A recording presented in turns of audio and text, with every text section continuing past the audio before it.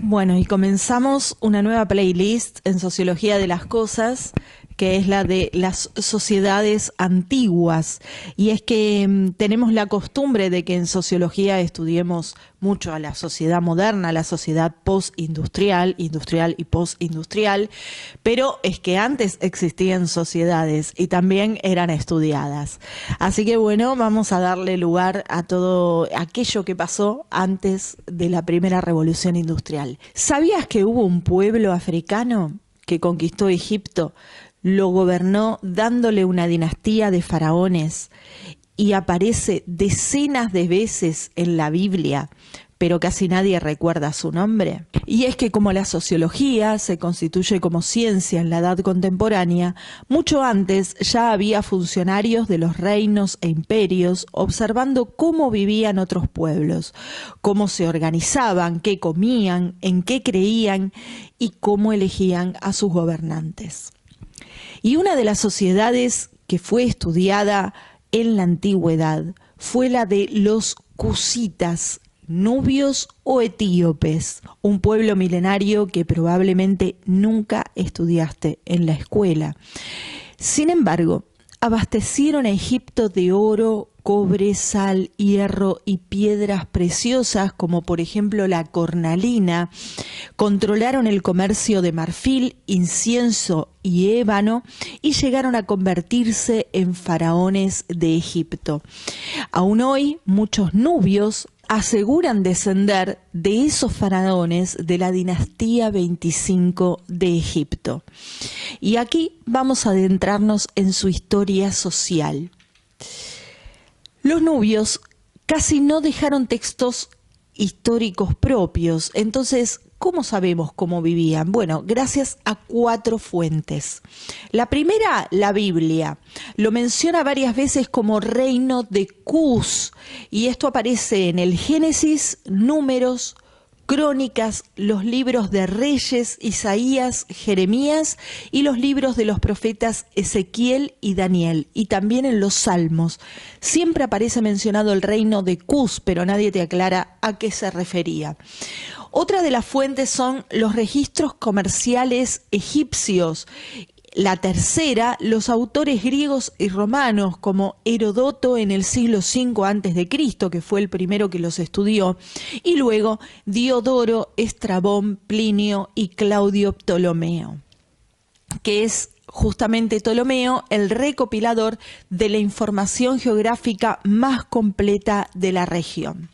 Y la cuarta fuente, bueno, la arqueología moderna, ¿no? Ya a fines del siglo XIX y principios del XX se empiezan a hacer excavaciones arqueológicas buscando cómo era el pasado. ¿Y por qué los griegos y los romanos se interesaron por un pueblo aparentemente tan lejano? Porque controlaban la frontera sur de Egipto y podían convertirse tanto en aliados como en enemigos del Imperio Romano, cuando el Imperio Romano invadiera Egipto. En este video nos centraremos en el libro número 17 de Estrabón, aunque lo vamos a comparar con varias fuentes. Empecemos por ubicarnos espacialmente. ¿Dónde estaba Nubia? Bueno, abarcaban el actual sur de Egipto y el actual norte de Sudán. Este reino comenzaba en la primera catarata del Nilo y se extendía hacia el sur, casi hasta la sexta catarata del Nilo, con poblaciones de poca gente concentrada en las orillas del río. Tenían también bajo su dominio una isla llamada Elefantina, situada en el lago Psebo. La primera ciudad de Nubia o del reino de Cus, que era la que tenía comunicación con Egipto y estaba justo en la frontera, es la que los egipcios llamaban Suenet y que Estrabón la llama Siene. Otras ciudades importantes eran Napata y Meroé. Y acá viene la aclaración del nombre. Mientras el Antiguo Testamento lo identificaba como reino de Cus, refiriéndose al reino fundado por el hijo de Cam y el padre de Nimrod, los egipcios llamaban reino de Cus al que estaba en el norte del actual Sudán, es decir, un poquitito más abajo, y al país que estaba justo en la frontera lo llamaban Wawat, ¿Está bien? Pero a todo esto, ¿de dónde sale el nombre de Nubia, ¿no? Que también se empieza a difundir con ese nombre, todo junto, Wawat y Reino de Kuz. Este nombre proviene de la mención a una tribu a la que los romanos llamaban Noboae. Esta tribu era de carácter nómade y provenían del sur de Kuz, o sea, mucho más al sur. Y atención acá, la sociedad del reino de Kuz estaba así compuesta por distintas tribus, ¿no? O sea, 3 de ellas que eran cusitas, que Estrabón las llama blemis, megabaries y trogloditas. Esas eran las 3 tribus cusitas. Y se incorpora una nueva que viene más del sur, que se llaman los Noboae. Pero es que Estrabón a este lugar lo empieza a llamar Etiopía, que en realidad ahora el país de Etiopía es el que está al sur de Sudán, ¿sí? Entonces, ¿por qué lo llama a esta zona, la llama Etiopía? Bueno, etíope en griego quiere decir cara quemada, y atención a esto, cara quemada no significa negro, sino significa bronceado. De hecho, él hace una distinción, porque dice que los cusitas, que estas 3 tribus originales cusitas de los blemis, trogloditas y megabaries, no eran negros. Los que sí eran negros eran los Noboae, o sea que los del sur vendrían a ser los Noboaes, al sur de Kuz, ¿sí? Los negros, y los cusitas reales no eran negros, sino cara quemada, o etíope, o tostadito, digamos, o bronceado. Para reconstruir su historia debemos comenzar en el 5000 antes de Cristo, según las excavaciones, ¿sí? Según las excavaciones arqueológicas. Épocas en que unas poblaciones provenientes del Sahara llegan a las orillas del Nilo. Se dedicaban a la alfarería, al cultivo de cereales y de frutos, y a la fabricación de cerveza. También eran cazadores y se los tenía en gran valor como arqueros en el antiguo Egipto. Y esto viene de que Nimrod, ¿no? El nieto de Cam, hijo de Kuz, era un arquero muy famoso y bueno, tenía buena fama, así que se ve que a sus descendientes le pasó esta habilidad. Alrededor del 2000 a.C., los cusitas se incorporan al ejército del Imperio Medio de Egipto, colaborando en la batalla contra los hicsos y constituyendo una fuerza paramilitar de élite, porque eran excelentes arqueros, claro está. Estaban integrados a la cultura egipcia y mantenían estrechas relaciones con ellos, sobre todo comerciales, ¿no? Durante el Imperio Nuevo, Egipto dominó a los nubios, o sea, a los cusitas, aproximadamente entre el 1550 y el 1070 a.C. Pero cuando Egipto se debilitó, los cusitas recuperaron su independencia y esto va a ser hasta el 671 o 663 aproximadamente antes de Cristo, en que los asirios obligan a los faraones cusitas a retirarse de Egipto, porque claro, cuando los cusitas invaden Egipto, se convierten en la dinastía 25 de los faraones, es decir, en ese momento son faraones, hasta que llegan los asirios y les dicen, bueno chicos, se tienen que ir. Entonces, ¿qué hacen los cusitas? Se van de Egipto, se repliegan al sur, un poco más al sur de donde estaban antes, y fundan esta ciudad llamada Meroe. ¿Sí? Y acá comienzan un periodo nuevo, los cusitas, que es que acá sí van a desarrollar la escritura. En el año 30 antes de Cristo van a ser invadidos por Roma, ¿sí? Entonces va a haber un enfrentamiento entre el Imperio Romano y su reina, que Estrabón la llama Candas, pero Candas no era el nombre propio de ella, sino que Candas era como se la llamaba a esta figura, a esta mujer que dominaba cuando era reina, ¿no? Quiere decir reina madre. Esta época es en la que son estudiados por Estrabón, por Diodoro Sículo, por Claudio Ptolomeo y por Plinio el Viejo. Entre todas estas fuentes podemos hacernos más que una idea de cómo vivían y se organizaban como sociedad, además de las rutas comerciales de aquella época, es decir, gracias a todos estos romanos que los estudiaron. Así que bueno, vamos a ver cómo era la vida de los cusitas. Y empecemos por la economía. Bueno, ellos producían mantequilla y tocino para cocinar en vez de aceite de oliva. Elaboraban queso de cabra y una bebida fermentada de la cebada. Criaban ganado como ovejas, cabras, bueyes y perros y practicaban el seminomadismo como pastores. En la zona de la primera catarata del Nilo, que era la frontera justamente con Egipto y que estaba la ciudad de Sién, actual ciudad de Asuán, había muchas canteras de granito y es un granito específico que se lo conoce como sienita, con la que los egipcios hicieron varios monumentos y las estatuas y los utilizaron en pirámides, ¿sí? Es decir, que ellos también proveían a Egipto de este granito, esta piedra denominada sienita. También explotaban minas de cobre, sal, hierro, piedras preciosas y oro. Y obviamente ellos comerciaban con todos estos minerales.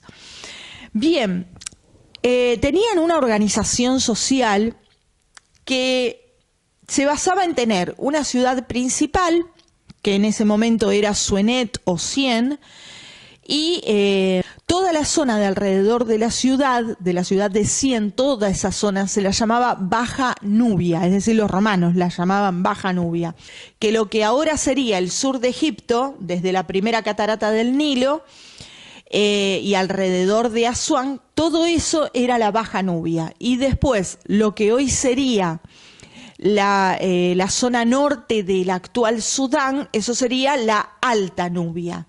¿Está bien? Estaba como dividido en esas dos partes. Y esta ciudad, Sién, atención con esto, fue muy importante porque fue donde Eratóstenes midió la circunferencia de la Tierra. No sé si se acuerdan de eso. Bueno, ya hablaremos en el canal. Además tenían una cosa que se llamaba nilómetro, que medía cómo variaba la altura del río Nilo para saber cuándo o predecir cuándo iba a venir una inundación y bueno, prepararse para la inundación, ¿no? Porque el Nilo se desbordaba y inundaba todo alrededor y para proteger los cultivos, ¿no? Para saber cuándo prepararse para eso. Y un pozo, además, que indicaba el solsticio de verano. Miren cómo medían ellos las estaciones. Es decir, en el solsticio de verano, el sol en el trópico cae en forma perpendicular a la Tierra a las 12 del mediodía, pero ellos no estaban en el trópico, estaban un poco más al sur. Entonces, ¿cómo se daban cuenta cuando venía el solsticio de verano? Iban y le preguntaban a los egipcios, che, fíjate si ya es el solsticio de verano. No. Entonces, tenían su propia manera de medir una medida exacta, ¿no? De cómo daba el sol en ese lugar a las 12 del mediodía, cuando en Egipto daba justo perpendicular, y cómo daba en el lugar en la ciudad de Sién específicamente. Así que bueno, la población era muy poca gente y estaba toda concentrada en las orillas del Nilo, ¿no? Porque a través del Nilo ellos hacían toda la ruta comercial. Después sí tenían una organización política bastante simple. Estaban los reyes, que generalmente eran elegidos o por su belleza, o por su capacidad de criar rebaños, o por su valentía, o por su riqueza, ¿sí? Por esas 4 razones. Pero ojo, porque no es que la gente los votaba, los reyes, sino que los elegían los sacerdotes, ¿sí? Porque ellos decían que los sacerdotes recibían, digamos, de los dioses los mensajes como para saber quién iba a ser el buen gobernante. Y ojo con esto, porque si el gobernante traicionaba o se portaba mal, los sacerdotes lo sancionaban y podían llegar a reemplazarlo, ¿sí?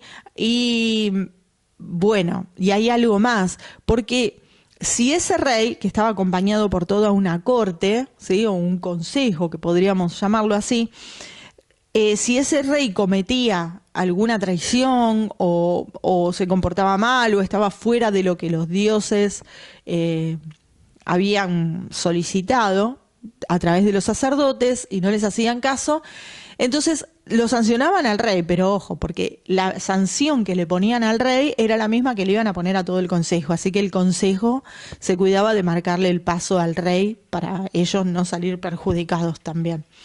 Bien, y vamos a las viviendas, las costumbres y las familias. Bueno, sí, tenían familias, ¿sí? Nada se sabe de si eran monógamos o polígamos, no dice nada de esto, no, la verdad que no hay datos al respecto, pero sí eran casas familiares, ¿sí? Así que podemos decir que habría una monogamia.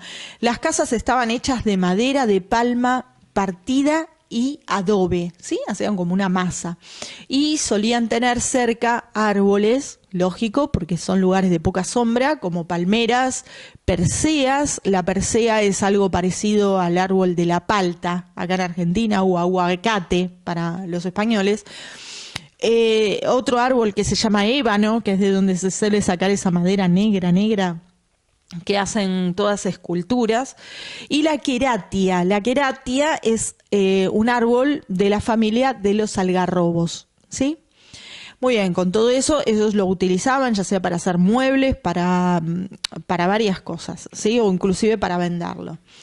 Y todo esto era cultivado en la economía familiar, o sea, las casas cultivaban estas cosas. Además salían a cazar elefantes, leones y leopardos y usaban el arco, obviamente, que era su fuerte, ¿no? Eran arcos de madera endurecida con fuego. Y respecto de las mujeres, bueno, las mujeres iban armadas y llevaban el labio perforado, no sé dónde, por acá o donde sea, con un anillo de cobre. Y nos faltaría la religión y las costumbres funerarias. Algunos, nos dice Estrabón, que eran ateos y que además expresaban su odio al sol porque les hacía daño. Sí, da el sol muy fuerte en esa zona, chicos, eso es cierto, y hay poca vegetación. Y claro, acá evidencia que les hacía mal a la piel, evidentemente, o sea, tenían una piel bastante sensible, estaban bronceados, pero se ve que les molestaba. Y esto lo evitaban huyendo a los pantanos, ¿sí? Otros veneraban a Khonshu, que consideraban que era el hijo de Amon-Ra. Ven que tienen las creencias como similares a los egipcios, ¿no? O sacaron, o quizás una ramificación, digamos, de las creencias de los egipcios. Y otro dios al que adoraban ellos era el dios Pan, que lo consideraban la manifestación iftálica de Amón. Y también a Isis. Así que religión parece similar a la egipcia, ¿no? Los muertos podían ser echados al río o guardarse en urnas de alabastro, que se los llevaban a su casa, o si no, ser enterrados en sarcófagos alrededor de los templos, ¿no? Tenían los templos de sus dioses y alrededor hacían esto. Así que bueno, esta era, fíjense, que ya en esa época las sociedades tenían su sistema económico, tenían su organización política, tenían su organización social, ¿sí? Y sus costumbres ya desarrolladas con lo que vivían día a día, adaptándose al medio, ¿no? Y cómo se relacionaban entre un país y otro, ¿no? Las relaciones comerciales, ¿no? Eso era normal. Sí, el sustento diario, ¿no? Formaba parte del sustento diario las relaciones comerciales. Así que bueno, la historia suele recordar a quienes escribieron los libros, pero no siempre recuerda a quienes produjeron el oro, controlaron las rutas comerciales o sostuvieron durante siglos a grandes civilizaciones. Recuerden todo el oro que mostraban los egipcios. Y bueno, y uno pregunta, che, ¿había egipcios revolviendo minas sacando oro? Y lo compraban, ¿sí? Evidentemente le proveían de oro los nubios. Los nubios o cusitas fueron uno de esos pueblos y aunque hoy su nombre apenas aparezca en los manuales escolares, su historia sigue viva tanto en la arqueología como en la memoria de quienes aún se consideran descendientes del antiguo reino de Kuz. Y aunque no escribieron una historia universal ni dominaron el Mediterráneo durante casi 5.000 años, fueron un pueblo imprescindible para comprender la historia del Valle del Nilo. Sin ellos no existiría buena parte de la riqueza del Egipto faraónico. Ojo, sin ellos no habría existido la dinastía 25. Egipto hubiese caído y hubiese desaparecido. De alguna forma, al decaer Egipto, ellos lo mantuvieron convirtiéndose en faraones. Miren qué cosas. Y probablemente tampoco comprenderíamos cómo funcionaban las rutas comerciales entre el África profunda y el Mediterráneo si no tuviésemos estas fuentes que nos informan de estas poblaciones intermedias, por decirlo de alguna manera.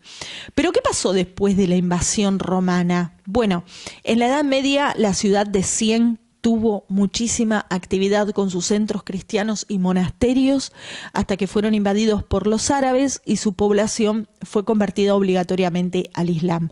Y aquí empieza un extenso silencio que se extenderá hasta fines del siglo XIX y principios del XX, cuando los arqueólogos se les ocurra estudiar a Egipto y encuentren los documentos refiriéndose a los cusitas. Y de esta manera se comenzará a reconstruir su historia más atrás de los escritos de griegos y romanos. La Edad Media, su futuro hasta nuestros días, lo trataremos en otro video, es muy interesante, así que si les gusta este contenido de la historia social de los pueblos antiguos y la sociología detrás de cada cosa, de cada momento que vivimos y de cada objeto que tenemos, como así también las distintas teorías sociológicas, suscríbanse, activen las notificaciones, comenten si quieren que se trate de un tema en particular o si tienen alguna duda sociológica de la vida. Y bueno, dame un like y nos vemos la próxima.